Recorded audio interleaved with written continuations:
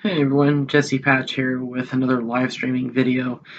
It's been almost 2 years since I've done one of these. The last one I did was with KK Gaming's Bloons TD Battles 2 video, where in that video we were speculating on some sort of a league system, which is pretty much just an expansion of what Hall of Masters is currently like. Yeah, we were expecting like the entire game to be based on this whole ELU system, this ELU rating system, but uh, okay. Anyway, I have all those videos linked in the description, including the video that I'm about to play here. So this just popped up in my feed out of the blue, and I couldn't resist making a video of it. So unlike the previous video, which wasn't actually a reaction. This one is going to be a reaction type video. Also, I'll comment on, of course, like the strategy that he uses and whatnot. But yeah, the video before wasn't meant to be a reaction video. This one will be. So, fair warning before I actually start playing the video for you. If my voice sounds a little different than usual, that's because I'm currently recovering from COVID. I tested positive 3 days ago, so I'm still recovering from that. So if you hear me, like coughing or sneezing throughout the video, or I'm just my voice cracks a lot, that explains it.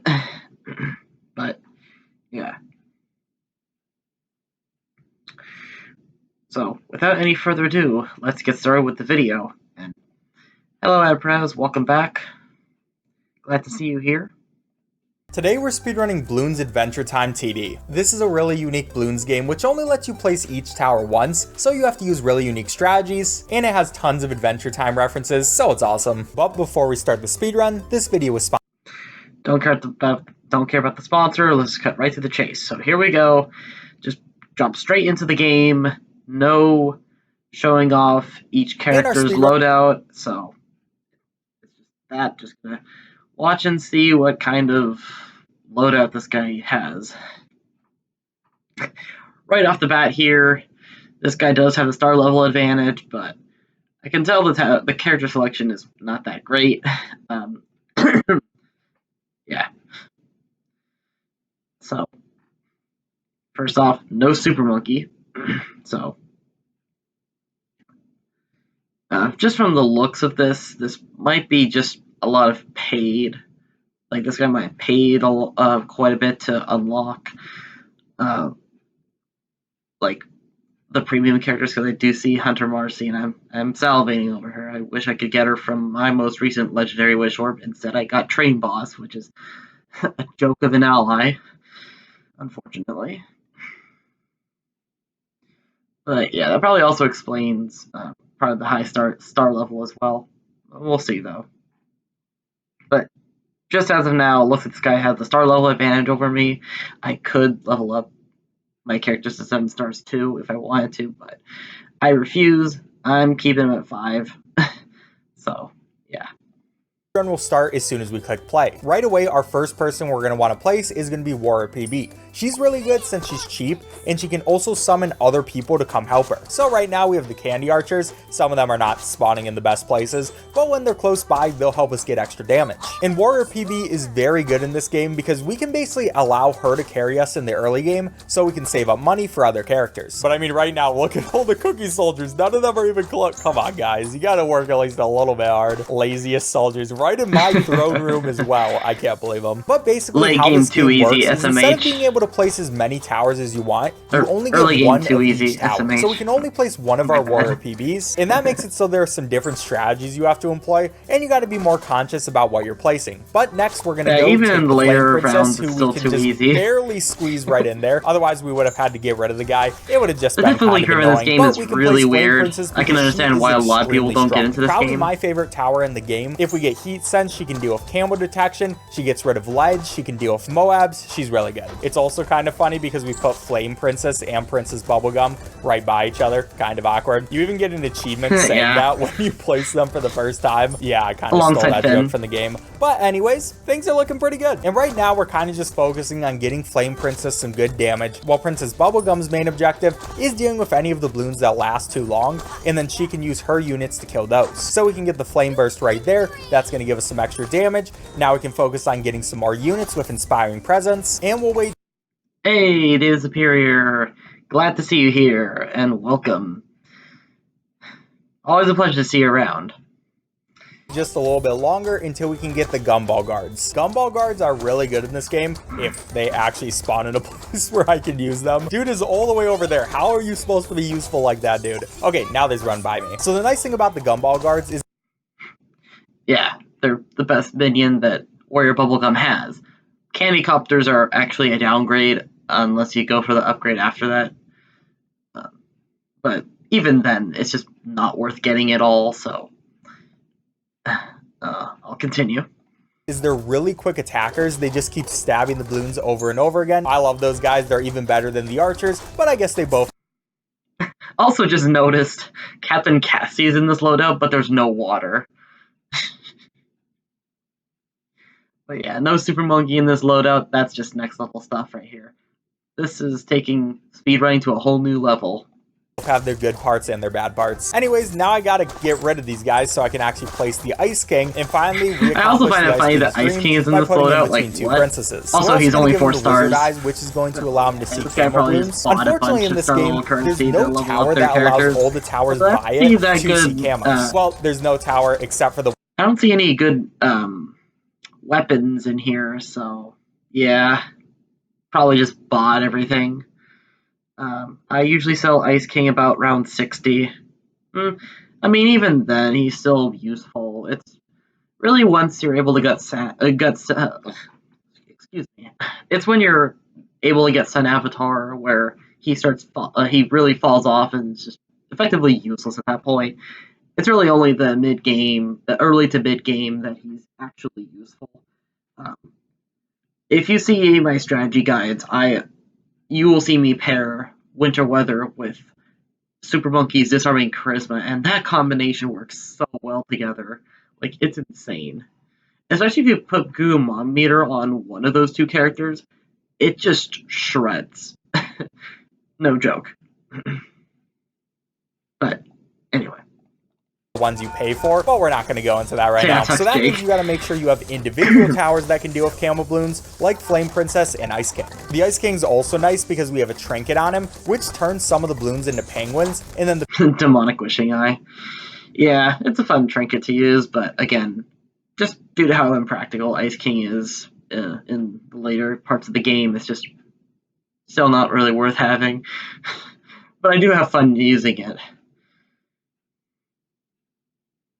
the penguins attack other balloons. You can kind of see them popping Not like up I would have ever thought of using Ice King in a speedrun in the first place. Thing I haven't even mentioned about this game, trinkets are incredibly important. But before I get into that, we're also going to spawn Max right here. He's another guy who can deal with camos, and we have a weapon on him which explodes. All of his darts, as soon as they reach their destination, they explode, helping us get more damage. But as I was saying, trinkets incredibly important because you can give your different people extra pierce, extra range, extra power, that mold kill is pretty slow, not or gonna lie. just turn balloons into penguins. Like Ice King, so that's probably my favorite. But we are now on round 45 out of 60, so we're getting to the higher ranges and we're getting more and more Moabs, which Moabs are annoying because you don't get too much money out of them, but they take a lot of forces to take care of. But with this collection of just 4 people, we should be fine. I will be focusing on Flame Princess right now though, and we will get the fire trap, which is going to lay down a pit of lava, and if any of the balloons go over it, they get incinerated. It's kind of in not the best place ever right now, but it'll change places as it goes by. We can also upgrade.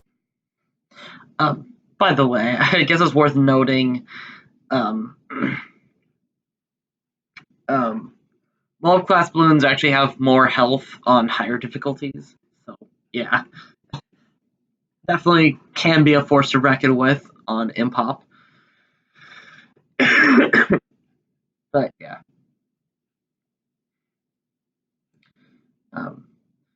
Now, what I have seen on the Bloons fandom, which I've since removed, yeah, there's been rumors that there is actually free play past round 60, like how BTD6 has like past round 81, you get super ceramics and faster and stronger world class balloons. That's not true in this game. It's still the same health no matter what round it is. So yeah, and there's no such thing as super ceramics, unfortunately. So yeah, otherwise you won't see those crazy lag spikes in Martian games.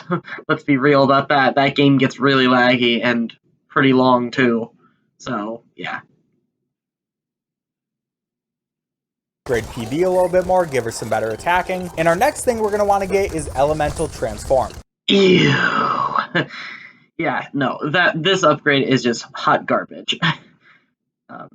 It's actually a downgrade. It's like the worst upgrade in the game. At least if you're going for like a really high damage Flame Princess build, then that would be a downgrade. But even if it wasn't a downgrade, it's still mediocre at best. The problem is the ability, the attacks that the ability has from the transformation are slower, so they're not going to take advantage of the damage buffs as much. So that's why if you put lots of damage on her, it's a downgrade if you go for this ability. So another fun little note to keep in mind.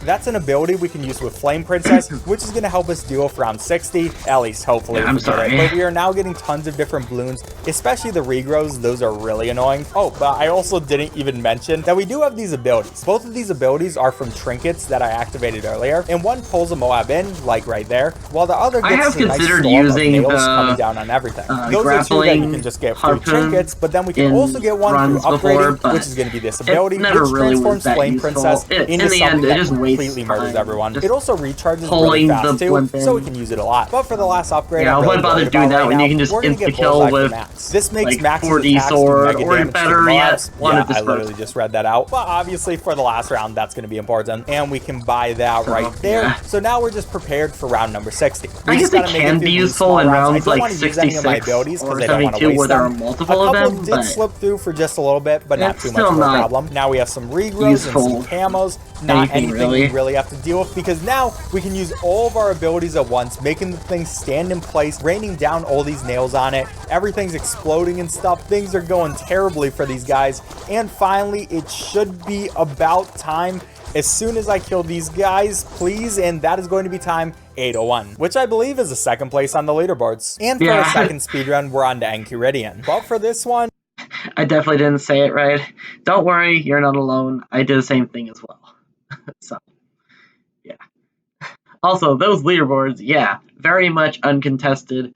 And that's what motivated me to start speedrunning this game too, so, yeah. Based on that last game that was played there, it's very much like, this guy is a noob. So I'm not worried about him just suddenly taking over the leaderboards and beating my times. This guy has very few, if any, of the items that are like actually good for speedrunning. So just another little comment there. If anything, this is more of just a showcase of all the characters instead of an actual speedrun to me, but anyway, yeah. Still no Super Monkey, I see. So props to him. He's not bringing Super Monkey in any of these speedruns. So okay. Honestly, that really does not change too much, because one of the items that I use, the Gauntlet of the Hero, that has lots of burst damage. So it's a pretty good replacement for Super Monkey.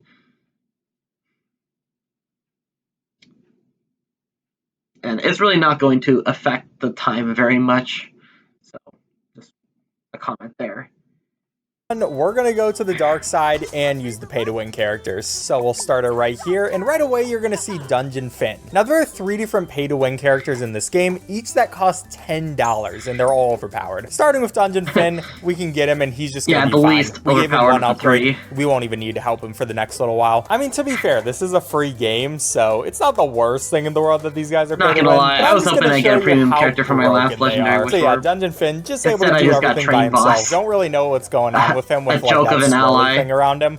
But then we can also get Musician Jake, or I guess Tuxedo Jake. And this guy is broken, because Tuxedo Jake is one of the only characters that you can get extra money with. What we're going to do as soon as we get 600 is buy the Busker power-up. And this is going to drop little cash hats every single round, multiple times per round. And each of them give us 30 cash. Then we can also go and place a banana farmer, so I don't have to pick them up manually. And we're just swimming in money at this point. But he's not only good to get extra money, you can also get things like Turn It Up, which yeah, if it wasn't a premium character that I get from the Legendary Orb, I was hoping maybe it'd also be like the Banana Farmer, or even the Lover instrument. That's also a very good item to get. Besides the silver tipped stakes, I already have 2 of those, as well as 1 of the Lady Rainicorns, which honestly is good enough. I could obviously go for multiple, but I really don't need to, because I can just equip her to either Princess Bubblegum or either one of the Cassies, and use their like extra allies upgrade, and then use Warrior Bubblegum's Born to Rule to bring that total up to 4 with that alone. So honestly, having a second one of her is just redundant for me, but I can understand why you want to do that. But yeah, either way, Lady Rainicorn is probably the best ally out of them all. Monkey Farmer being a close second. Increases the range of all nearby characters, or Allegro Tempo, which increases the attack speed. Yeah, you can see where this speedrun's about to go. Oh, I also have a trinket on him, which gives him this little balloon trap, so that's also going to be helpful. Make sure that nothing gets too far, but then I'll give that. Next, I'm going to want to give Musician, and yeah, we just want to get as much money as possible, so we will take that, as well as getting some royalties to increase the cash bundles down to 50. And then we're going back to an old classic with Max, because people are starting to get through, and camels are going to get through. Just gets really annoying. And so I will want to go ahead and get some enhanced range, and we'll upgrade Max just a little bit. It's not even a problem anymore now that we have Jake. Like, dude is just so good. We've needed him this whole time. And after a bit of upgrading him just to make sure we won't have to worry about any camels getting through, we're finally going to be able to get Hunter Marceline. Marceline flies around in this map, and all her darts are homing. We can also give her things like Soul Sucking, which gives camo detection, lead popping, all sorts of things. Hunter Training, which gives her faster attack speed. We can get Blood Rush, which makes her go even faster. And yeah, Marceline's so good. This is totally balanced. So yeah, those are the 3 pay-to-win characters, and it's time to take home this world record. I might as well also get Inspiring Melody, which allows all nearby characters to pop balloons of any type. I don't know why they only gave this to Tuxedo Jake. This would have been good for other towers too, but they just wanted to make this $10 character so good. Honestly, not a huge deal, because again, you've got trinkets for that. You could use, well, actually, the problem is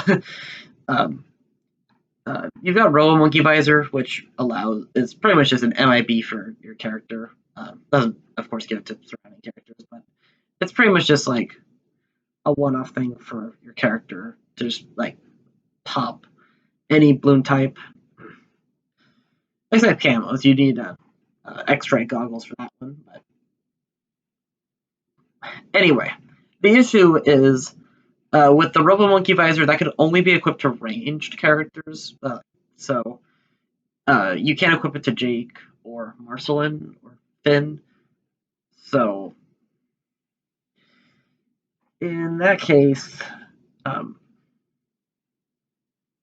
this brings me to something else. So back to the Gauntlet of the Hero trinket, right? So it's an ability, and when you use the ability, it gives the character an extra attack, which replaces the one that it currently has. Does lots of damage. It's 1 pierce, but you can buff its pierce with weapons or trinkets, so it's really not a problem at all. But anyway, the damage type on it is energy. So it can't pop lead or purple. Which I can see why people would be turned off from this item. Because it can't even pop up bloom types SMH. It's freaking Billy.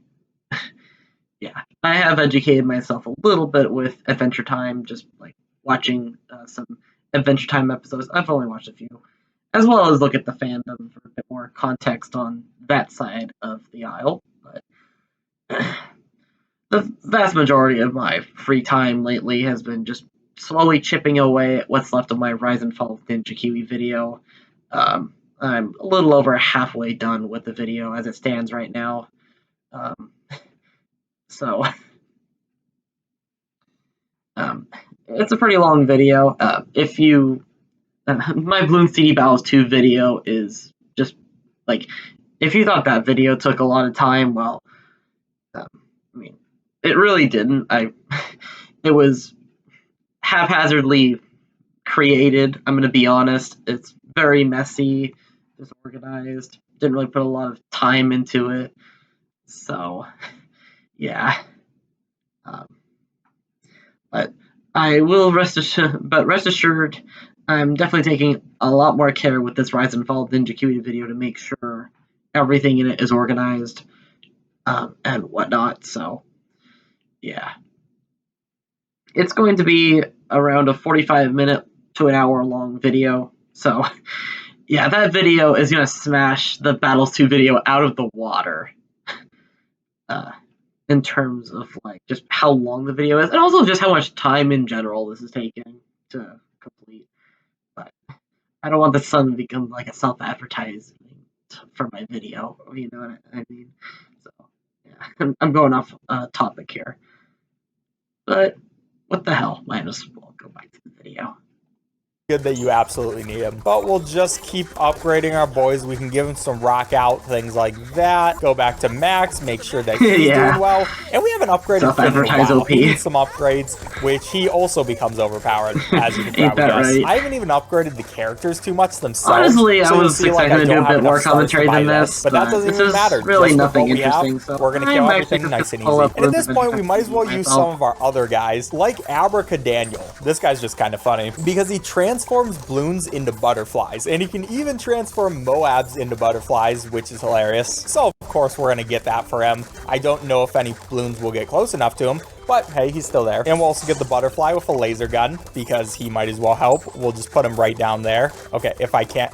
This button blocks part of the map, which is so annoying. Okay, fine. We'll put him over here a little bit farther away, but we'll get him laser scope. We'll also get Ricardio, Ice King's heart, just chilling, getting his stuff as well. And we might as well get the wizard monkey. We can give her a couple of things. And something cool about her is if she has the flame princess or the Ice King nearby, then she can use their magic. So we'll put the flame princess right there, and now we can make her a student of fire. It's kind of crazy seeing the difference between this map and the last map, because last map we were struggling for money, but now that we have Jake, it is not a problem at all. So we'll just go with some good general strategies. I don't even have to really worry about what I'm getting at this point. We're just gonna kill everything fast. I already know so. And we still haven't even used any of our powers, like this one with Jake, where he can turn into a rock dude, which we only got to see for a second. But he actually hits people. In this form, he doesn't hit anybody at all. He just supports everyone else. So that's a pretty cool ability when you actually get to see it. And who else haven't we seen? Oh yeah, there's BMO. BMO doesn't really help too much. All he's really gonna do is give us more bank money, which I guess is helping a good amount. We just don't really need it when we have Jake. Oh yeah. These guys, just because they're funny, they'll attack Bloons until they die, and then they just fall over. Eventually they do get back up. This guy looks the funniest animation. He went with like no income whatsoever. I'll use Jake's ability right there. I'm not sure why my game is not loading right now. Look at them lying on the ground. Okay, I shouldn't be laughing at other people's page, but it's just so good, man. Oh, we can also use Captain Cassie. She's down here. Not gonna see any action at all, but now it is time to finish out. We'll use all of our abilities at once. We can also get Fire Trap, and everything should be nice and easy as we go through all this stuff. Please kill everything, and there we go. That's time. 801 again. So yeah, nothing. A lot of the speedrun.com leaderboards are pretty much empty, so yep. Might as well go for some more times. And that's pretty much the end of this video. And yeah, that's about it actually. So hope you enjoyed.